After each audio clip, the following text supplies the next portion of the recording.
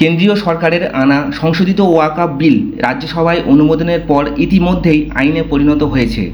কেন্দ্রের সংশোধিত ওয়াকফ আইনের বিরোধিতা করে সোমবার দুপুরে দক্ষিণ চব্বিশ পরগনার উস্তি থানার সংগ্রামপুর এলাকার মুসলিম ধর্মাবলম্বী বাসিন্দারা প্রতিবাদ মিছিল ও পথসভা করেন।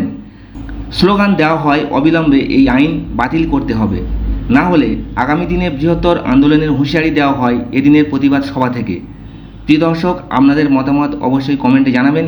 চ্যানেলটিতে নতুন হলে অবশ্যই সাবস্ক্রাইব করবেন।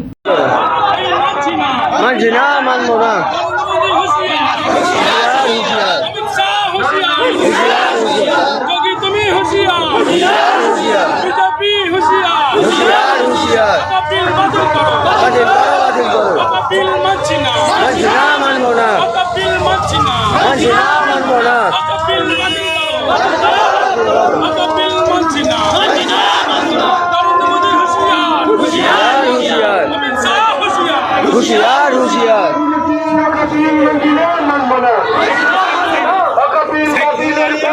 আমাদের সংগ্রাম,